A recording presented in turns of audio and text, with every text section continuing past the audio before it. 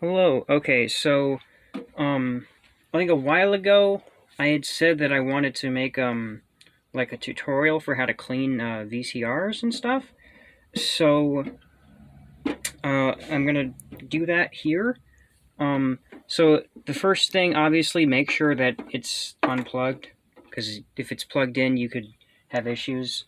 Um, so make sure that's unplugged. What you're gonna need is a screwdriver, because you have to take the screws out of it.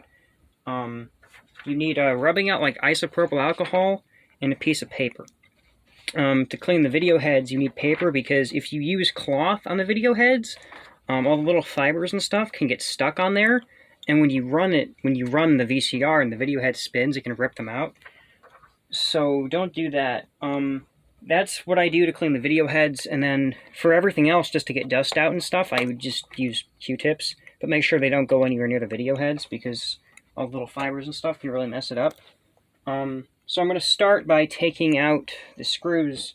They're different, and they're in different places for most VCRs, so you got to find them first. Mine, there's two on the sides. On each side, there's a few in the back, and then I think there's one on the bottom. But the one on the bottom is just for the faceplate, which you don't have to take off to clean the video heads. But I'll show you that in a bit. You can pause it for now. Okay, so once you get all the screws out, it's good to have them, just keep like a little medicine cup or something so you don't lose them. You can put them in. Okay, so then once you get that off, the next part is taking off the top, which, if you get all the screws out, should come off just fine. It's pretty interesting. So, now inside, what you'll see is what looks kind of intimidating at first. There's a lot of stuff. On mine, it's a dual unit, so there's a DVD player and a VCR. So all this over here is the DVD player, so we don't need to mess with that at all. So don't focus on that. But over here is kind of interesting too. Now this here is the video heads. This is what the film runs along. This spins as it's playing. These here are what these go back and pull the film forward, so that way it runs along here. All this stuff over here is for the audio. All the little gears in there are for the track, so it pulls the tape in and out and stuff.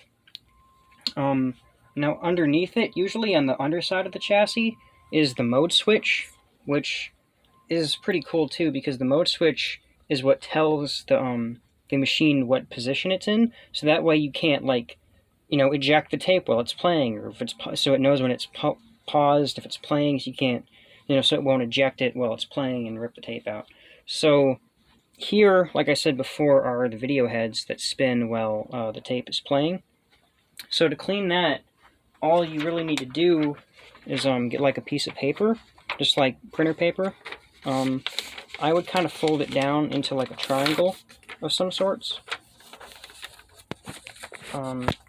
And then I don't have any rubbing alcohol on me right now, but if I did, what I would do is put some on the tip, kinda, and then just run video heads along the paper with the alcohol on it, and just kind of move it up, because you can see all the dirt that gets on it.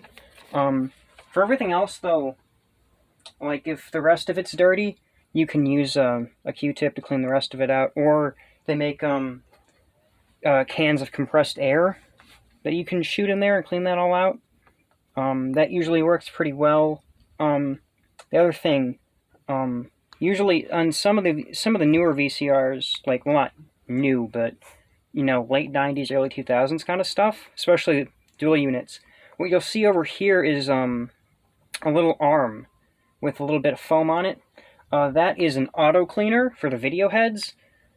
Those they work pretty well at first, but the thing is, after a while, they get so dirty that they end up damaging the video heads more than doing anything good.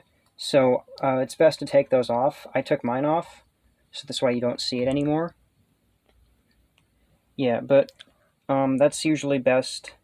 Just be careful if you're taking off the auto cleaner, not to break anything, obviously, but I took mine off. So yeah, that's pretty much it. Just this is it. This is what it looks like. That's pretty much it. Yeah, so just take some rubbing alcohol, clean those off, and you should be good. You're supposed to clean the video heads after every 20 hours of watching tapes, just to keep everything clean and so it doesn't damage the tapes at all so they don't get dirty and stuff. So yeah, that's pretty much it. And then just put the top back on. Yeah, and that's pretty much the whole tutorial. So I hope that helped. Thanks. Goodbye.